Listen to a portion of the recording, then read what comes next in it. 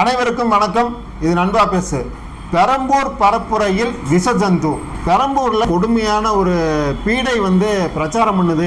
மக்கள் எல்லாத்துக்குமே தெரியும்.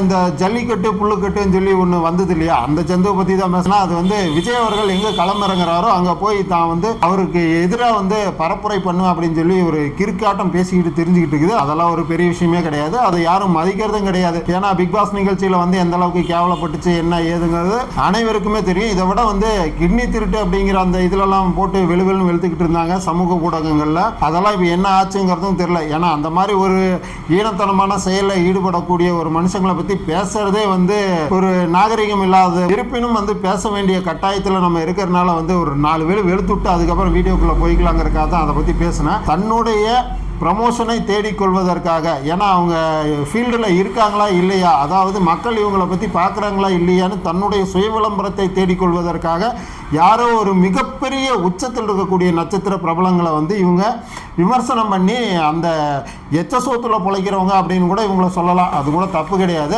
இதனுடைய பரப்புரையெல்லாம் மக்கள் கேட்பாங்களா அப்படின்னா தூ அப்படின்னு சொல்லி காரி துப்பிட்டு போயிடுவாங்க. அது வேற விஷயம். அது விட்டுட்டு அடுத்த டாபிக் வரும். வேட்பாளர்கள் அறிவிப்பு அப்படிங்கிறது தலைவர் விஜய் அவர்கள் பட்டை கிளப்பியிருக்காரு அப்படின்னு தான் சொல்லணும். நேற்றைக்கு எத்தனை தடைகள் இருந்தாலும் அத்தனை தடைகளையும் உடைத்தெறிந்து இப்போது களத்தில் 234 தொகுதிகளிலையும் பயங்கரமான வேட்பாளர்கள், அதாவது வெற்றி வேட்பாளர்களை களம் இறக்கி இருக்கார் அப்படிங்கிறது தான் உண்மை.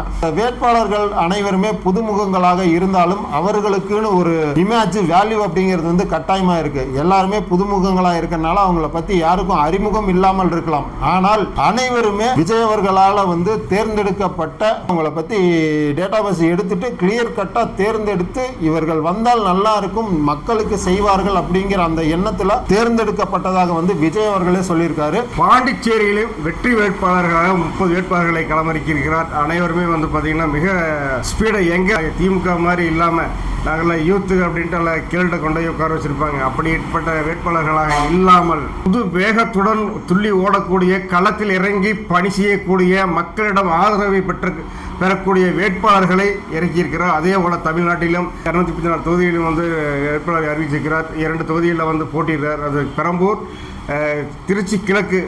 நம்ம ஏற்கனவே இப்போ சென்ற ஒரு காணொலி நம்ம சொல்லியிருந்தோம். விஜய் அவர்கள் 2 தொகுதிகளில் போட்டியிடுறாரு. ஜெயலலிதா அம்மா அவர்கள் போட்டியிட்ட தொகுதியான ஆர்கே நகர் தொகுதியில் மரியா வில்சன், இவர் பொது சேவகர் அப்படின்னு சொல்லக்கூடிய ஒரு நபர், மக்களால் அறியப்பட்டவர். இவரை ஆர்கே நகர் தொகுதியில் களமிறக்கப்பட்டிருக்கிறார். இவருக்கு செல்லும் இடமெல்லாம் பயங்கர வரவேற்பு. நம்ம காணொலியெல்லாம் பார்க்கும்போது அவ்வளோ ஒரு உற்சாகத்தோடு மக்கள் அவரை வரவேற்பதை பார்க்கும்போதே அவர் இப்போதே வெற்றி விட்டு விட்டார் அப்படிங்கிறத நம்ம சொல்லக்கூடிய ஒரு இது. டாக்டர் பிரபு அவர்களும் அவர் செல்லும் இடமெல்லாம் பயங்கர ஒரு வரவேற்பு இருக்கக்கூடிய காணொலியில் நம்ம பார்க்கக்கூடிய இருக்கு.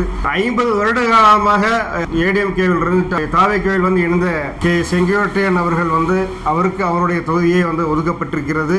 காங்கியம் தொகுதியில் மணிக்கவுண்டர் அவர்கள் களமிறக்கப்பட்டிருக்கிறார்கள்.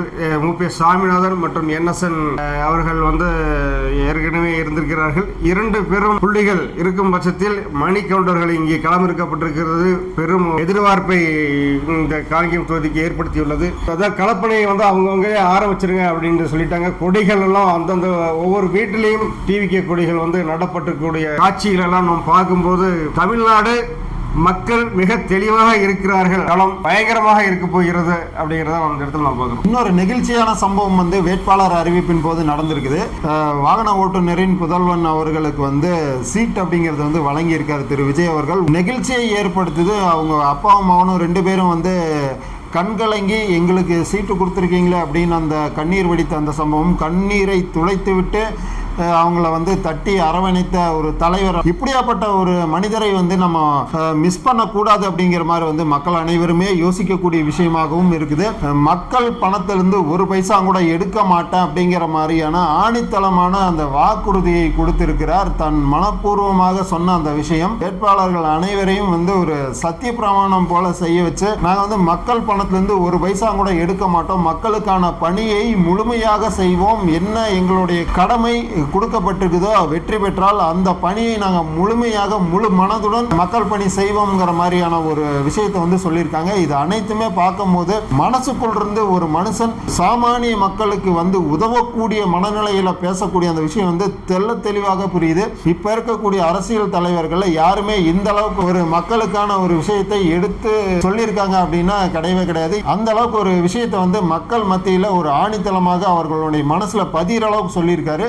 இதனாலேயே அவருக்கு வந்து பெருவாரியான வாக்குகள் வந்து கட்டாயமா விழுகும் அப்படிங்கிறதுல மாற்றமில்லை. தொலைநோக்கு பார்வையோடு இந்த தேர்தல் அறிக்கை வந்து தயாரிக்கப்பட்டிருக்குன்னு தான் நம்ம அந்த இடத்துல பார்க்கக்கூடிய சூழ்நிலை இருக்குது. ஏன் அப்படின்னா +2 முடிச்சு அதுக்கு பிறகு 3 வருடங்கள் வந்து காலேஜ் போறதுக்கு பணத்தட்டுப்பாடு இல்லாமல் படிப்பின் பாதியிலேயே நிறுத்திவிடக்கூடாது அப்படிங்கிற மாதிரி படிப்பை தொடர்வதற்கு 20 லட்சம் ரூபாய் அதாவது அரசாங்கம் வந்து ஏற்றுக்கொள்ளும் அப்படிங்கிற மாதிரி அவர் விஷயம் சொல்லிக்கிறாரு. வங்கியில் வந்து மானியத்தோட கல்வி கடன் அரசே ஏற்கும் அப்படிங்கிற மாதிரி விஷயத்தை சொல்லிக்கிறாரு. வேலை தேடக்கூடிய இளைஞர்களுக்கு 4500 ரூபாய் ஊக்கத்தொகையாக வழங்கப்படும். வேலைக்கு முயற்சி செய்வதற்கு ஒரு அப்ளிகேஷன் போடணும்னா கூட இன்னைக்கு அமௌண்ட் வேணும். அந்த அப்ளிகேஷன் போடுவதற்கான அமௌண்ட் கட்டாயமா நம்ம அப்ளிகேஷன் டிடி இதெல்லாமே எடுக்கணும், பணம் கட்டி.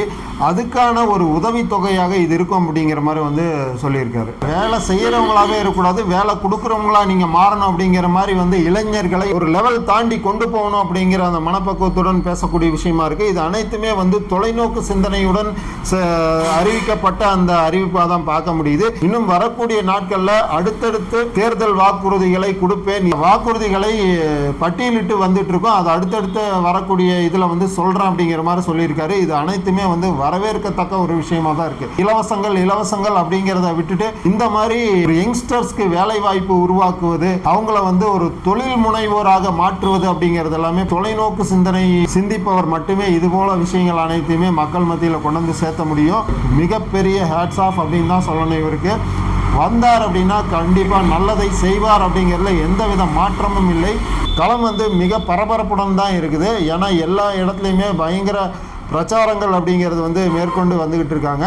இனி அடுத்தடுத்து இவர்கள் விஜய் அவர்கள் கட்சியிலிருந்தும் விஜய் அவர்கள் பரப்புரைக்கு வரும்போது தான் மக்களுடைய அந்த பெரும் வெள்ளம் அப்படிங்கிறது மீண்டும் வந்து எதிரொலிக்கும். மக்கள் வந்து அந்த அளவுக்கு இவருக்கு ஆதரவு கொடுப்பாங்க அப்படிங்கிறதையும் நம்மளும் எதிர்பார்த்துக்கிட்டு இருக்கிறோம். 75 ஆண்டு காலமாக இந்த ஆண்ட கட்சியும் சரி ஆளும் கட்சியும் சரி இப்படி ஒரு தொலைநோக்கு பார்வையான ஒரு திட்டத்தை அறிவிச்சிருந்தாலே தமிழ்நாடு வளர்ச்சியடைந்த நாடாக இருந்திருக்கும்.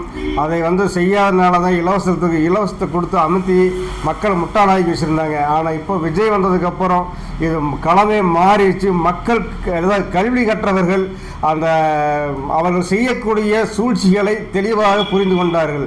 அதனால தான் இன்றைய சின்ன பையன் கூட அரசியல் பேசணும் அப்படின்னா அதுக்கு விஜய் வருகை கூட ஒரு காரணமாக நம்ம பார்க்கலாம். அதாவது விஜய் அவர்கள் வந்து பரப்புரைக்கு வரக்கூடாதுன்னு பயங்கர பிரச்சனைகள் பண்ணாங்க. ஆனால் இன்னைக்கு பெரம்பூரில் அவருடைய பரப்புரை ஆரம்பிக்கிறாரு, ரோட்டுக்கு வரப்போறாரு. ரோட்டில் வரக்கூடிய போது அவருடைய தொண்டர்களுடைய வெள்ளத்தில் அவர் இன்று பரப்புரை ஆரம்பிக்கிறார். பல தடைகளை தாண்டி மீண்டும் களத்துக்கு வந்து மக்களை சந்திக்கக்கூடிய அந்த வாய்ப்பு அப்படிங்கிறது விஜய் அவர்களுக்கு வந்து கிடைச்சிருக்குது. இவர் வந்து இன்னும் தீவிரமாக களத்தில் பரப்புரை அப்படிங்கிறது வந்து செய்வார். கண்டிப்பாக நம்மளும் வந்து அவரை வாழ்த்துவோம். அடுத்து இன்னொரு சுவாரஸ்யமான வீடியோவில் வந்து நாங்கள் உங்களை சந்திக்கிறோம். அது வரைக்கும் நம்ம சேனலை ஸ்டே டியூன்டாக இருங்க. நன்றி, வணக்கம். நம்ம சேனலில் போடுற சுவாரஸ்யமான வீடியோஸ் எல்லாம் உங்கள் மொபைலுக்கு வரணும்னா ரெட் கலர் சப்ஸ்கிரைப் பட்டனை கிளிக் பண்ணிங்க, பக்கத்தில் இருக்க பெல் ஐக்கானை கிளிக் பண்ணுங்கள். அப்போ தான் நம்ம போடுற வீடியோஸ் எல்லாம் உங்கள் மொபைலுக்கு தவறாமல் வரும்.